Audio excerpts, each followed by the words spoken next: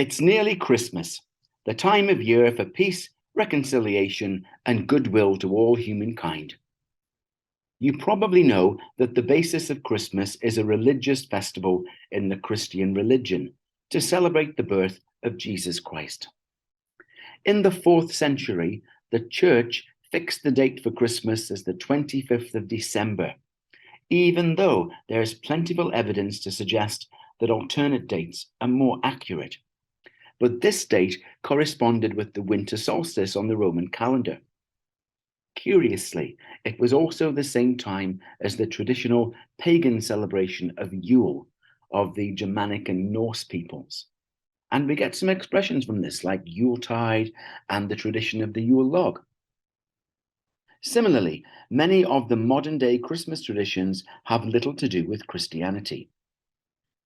Christmas has also become a secular holiday, and secular means having nothing to do with religion. So most people take time off work and spend that time with their family and friends.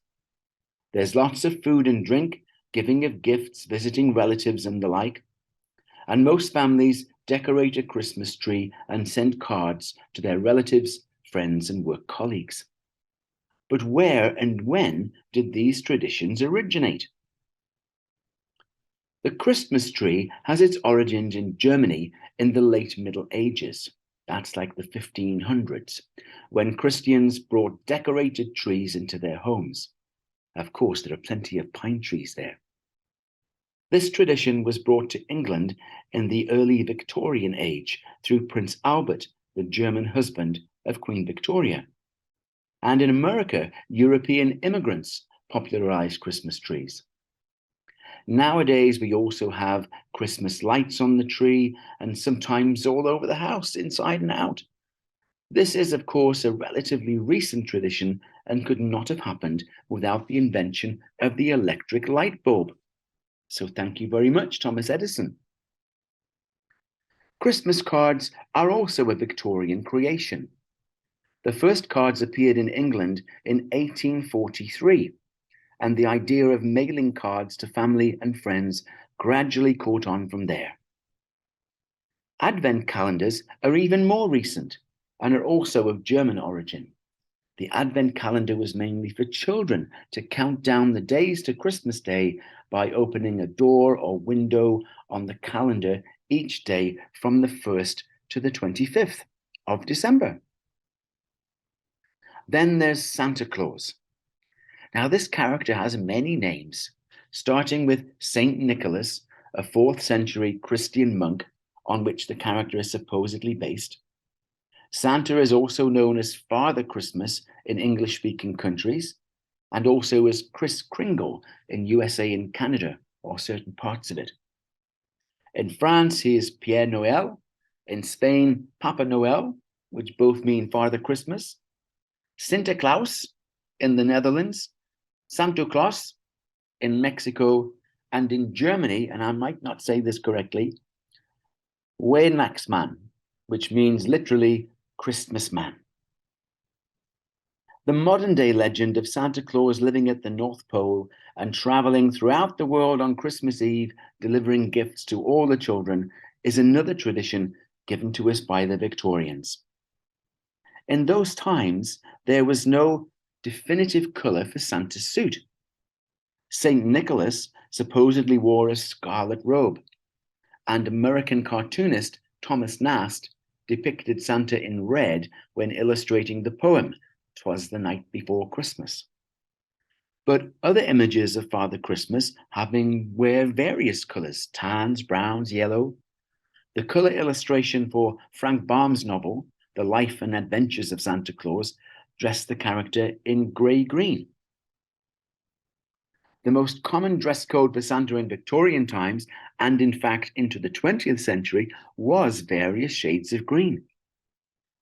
The ghost of Christmas Present in Charles Dickens' classic Christmas story, The Christmas Carol, and this character is synonymous with Father Christmas, and the illustrations of the time show the character in a rich, dark green, like the holly leaves, to represent life and nature. But then, in 1931, All pretense of alternate colour schemes were abandoned, and from that moment, Santa's garb has been red, definitely red, definitively red, only red, and nothing but red. And the reason for that is Coca-Cola. Did he say Coca-Cola, I hear you ask? Yes, I did.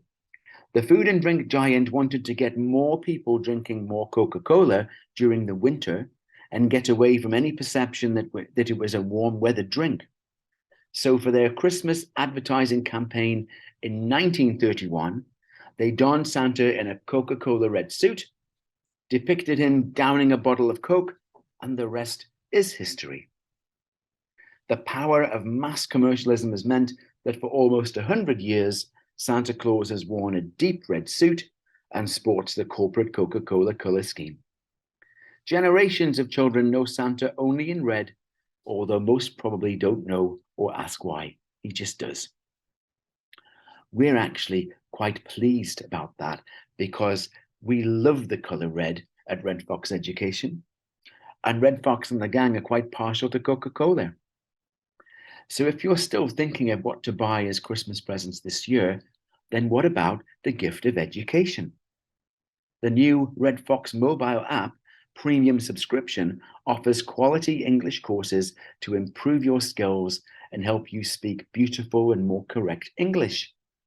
Right now, you can get the subscription for a special rate, starting at only $14 for a 3-month period.